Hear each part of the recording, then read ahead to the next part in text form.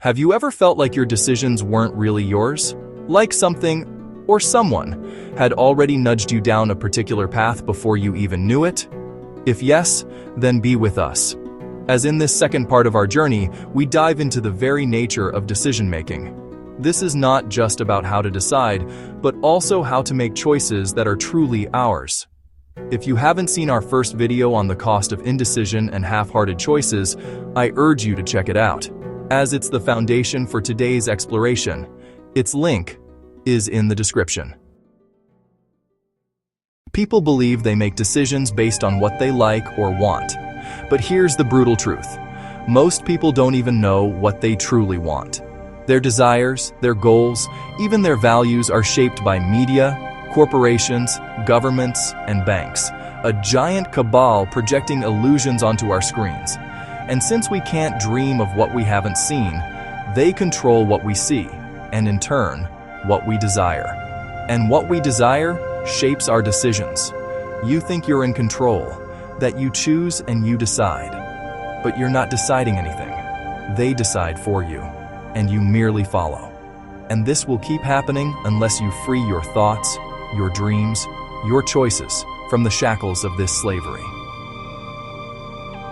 Once your brain realizes that it is being governed against its own will, it rebels.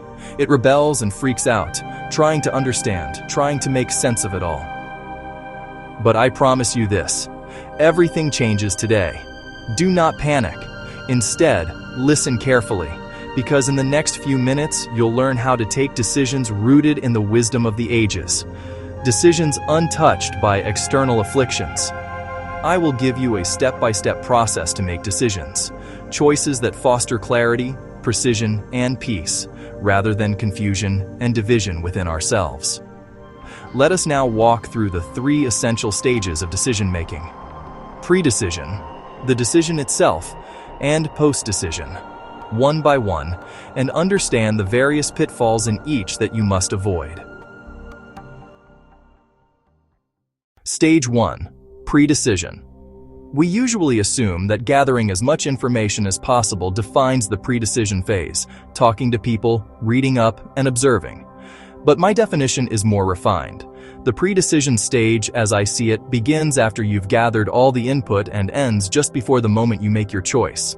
It's that short but critical window when your mind prepares to decide. In this stage, I suggest the following mental hygiene practices. A. Disconnect from media. Stop interacting with all forms of media during this phase. Treat it like a necessary detox. In its current form, media functions less as an informer and more as a manipulator. Billions are spent on marketing that convinces you you're missing something. Worse, it reinforces even your false beliefs by surrounding you with hand-picked, algorithm-fed evidence.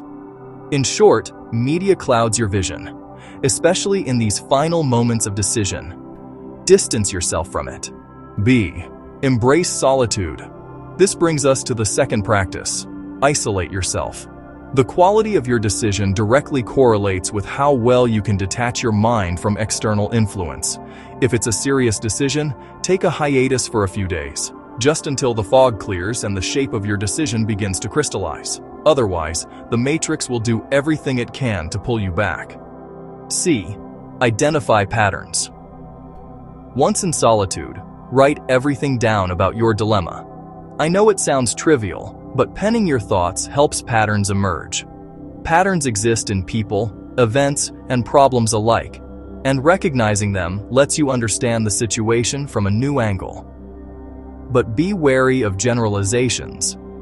Even if you excel at finding patterns, don't let those patterns become shortcuts for truth.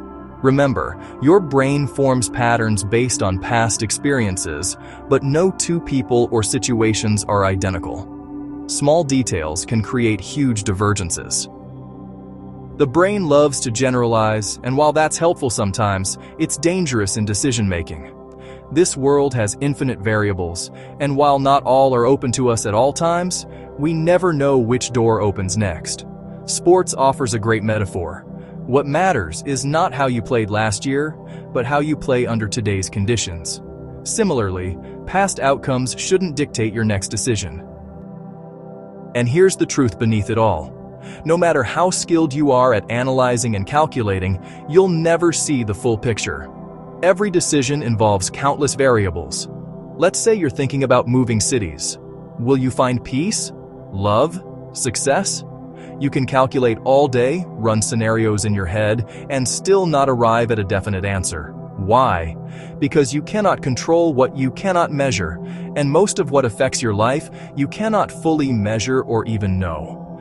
That's why even the most calculated decisions often collapse under the weight of the unknown. This is where intuition comes in. Our soul's compass, often more accurate than logic. See, animals rely on instinct, and so do we, when we learn to listen. Your intuition senses what the mind cannot calculate. Smell the situation, feel the people involved. When you quiet the noise, a deep, still voice will speak to you. Why does that happen? Because the soul, unlike our reactive mind, has seen everything. It knows it all. Now we have come to the decision stage. You've done the hard work, gathered data, felt it through, and seen patterns. The next step is to make the choice. There's only one thing I want you to keep in mind here. Be an observer. Don't be emotionally invested in either option. Watch your choices as if they're on a scale. Place facts on both sides. Let desires weigh in. Let fears sit there too. But do not flinch. You are not your desires. You are not your fears. You are the one observing them. Imagine a football coach choosing players for a critical match. If he favors certain players emotionally, do you think he'll select the best team? Of course not. Yet we often do just that in our own lives, making decisions clouded by prejudice or bias. Don't do that anymore. Instead, let facts, feelings, and the future converge in silence. The answer will emerge. If you followed this process sincerely, most of your decisions will serve you well. But even the best laid plans face resistance. That's because struggle is baked into the fabric of existence.